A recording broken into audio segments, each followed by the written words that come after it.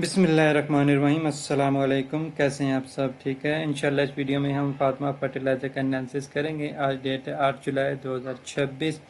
Market ने आज काफ़ी डीप करेक्शन लिया, तकरीबन 6000 पॉइंट का इसने लो लगाया ट्रंप के कमेंट के बाद के ईरान के साथ उन्होंने जो MOU साइन किया था वो कैंसिल कर रहे हैं। सीज़ फायर जो है वो ख़त्म हो रही है, उसकी कोई वैल्यू नहीं है, जिसके बाद मार्केट में शार्प किस्म का हमें डिक्लाइन देखने को मिला था। मार्केट ने क्लोजिंग दिया तकरीबन 4600-4700 पॉइंट के ऊपर।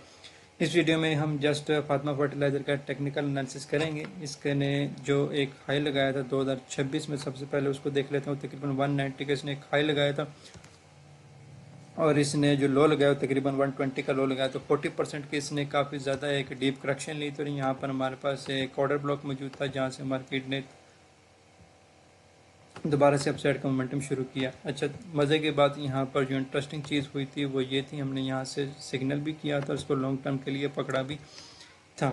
तो यहाँ पर जो इसने ये डबल बॉटम की लिक्विडिटी स्वीप करके इनसाइड क्लोजिंग दी है, तो इससे काफ़ी ज़्यादा सॉलिड हो गया था ये एरिया कि इसने लिक्विडिटी स्वीप, एक तो डबल बॉटम लगा, डबल बॉटम के लिक्विडिटी स्वीप हुई, लिक्विडिटी स्वीप होने के बाद इनसाइड क्लोजिंग आई, तो मोमेंटम काफ़ी ज़्यादा स्ट्रॉन्ग हो गया था यहाँ से बाय का। तो यहाँ से शार्प मोमेंटम हमें देखने को भी मिला, यहाँ से शार्प एक हाई हमें देखने को भी मिला। अच्छा, यहाँ पर हमारे पास चेंज ऑफ करैक्टर हो गया था।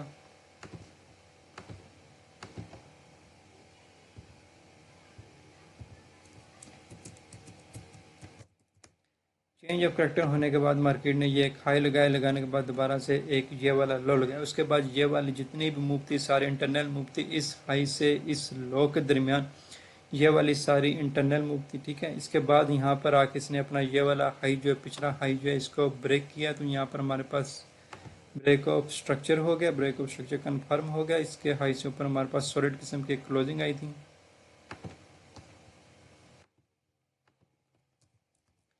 यहाँ पर हमारे पास ब्रेक ऑफ स्ट्रक्चर कंफर्म हो गया। अब इस स्विंग का जो लो लगा हुआ है वो ये लगा हुआ है, स्विंग का लो, स्विंग का जो हाई लगा हुआ है वो ये लगा हुआ है। ब्रेक ऑफ स्ट्रक्चर हुआ, ब्रेक ऑफ स्ट्रक्चर से पहले का जो जोन है हमारे पास काफ़ी ज़्यादा इंपॉर्टेंट है। तो प्रीवियस सपोर्ट है जो कि ब्रेक हुआ है, जो कि टेस्टेड नहीं है। दूसरा हमारे पास क्या है कि यहाँ पर ये एक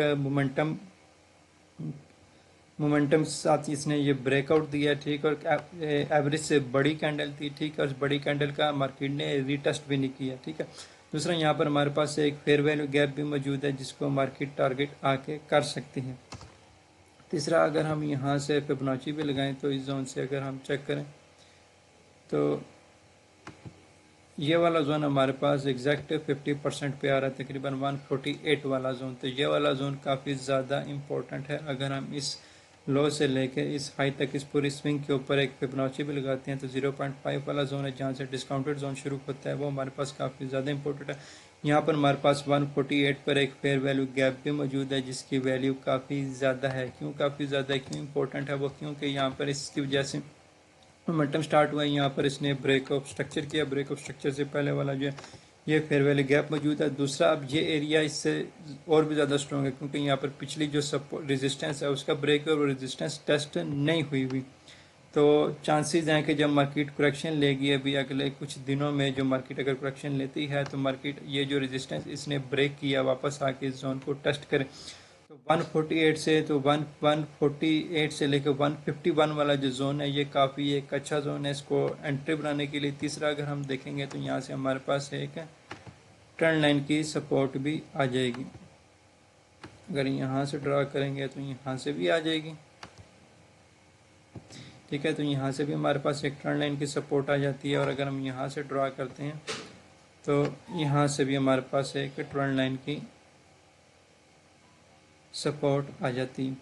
ठीक है, तो ये हमारे पास SR इंटरचेंज जोन है। यहाँ पर हमारे पास फेयर वैल्यू गैप भी मौजूद है और यहाँ पर हमारे पास ब्रेक ऑफ स्ट्रक्चर भी हुआ है। तो ये तीनों चीज़ें जो है नेक्स्ट जगह पर लाइन हो रही है एक जोन में।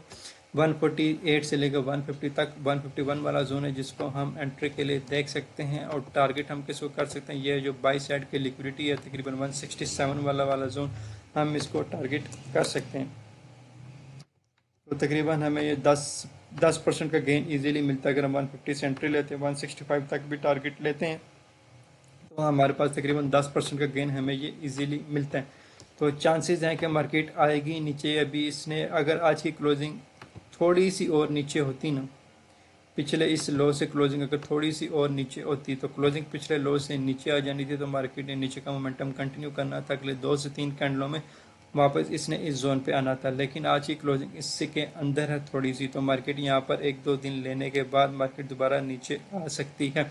चांसेस हैं कि मार्केट नीचे आएगी और वीकेंड ये वाला काफ़ी ज़्यादा क्रुशियल होने वाला यूएस ईरान की वजह से। 11 जुलाई को जी यूएस ईरान की टॉक भी है इस्लामाबाद में, तो जिसकी वजह से वीकेंड जो है काफ़ी ज़्यादा क्रुशियल होने वाला है। तो कैश इन हैंड रखें, ठीक है। जैसे आज मार्केट ने करेक्शन लिया तो बॉटम से जिन्होंने बाई किया, हमने भी बाई किया, प्रीमियम ग्रुप में भी हमने बाई करवाया, तो कैश इन हैंड रखें। जैसे मार्केट डीप करेक्शन लेती है तो आपको जोन्स पता हो, आप वहाँ से सॉलिड एंट्री ले सकते हैं, ठीक है। तो इस वीडियो में फातिमा की यही अपडेट देनी थी। मुझे दुआ में याद रखें, चैनल सब्सक्राइब कर लें, फॉलो कर लें। अल्लाह हाफिज़।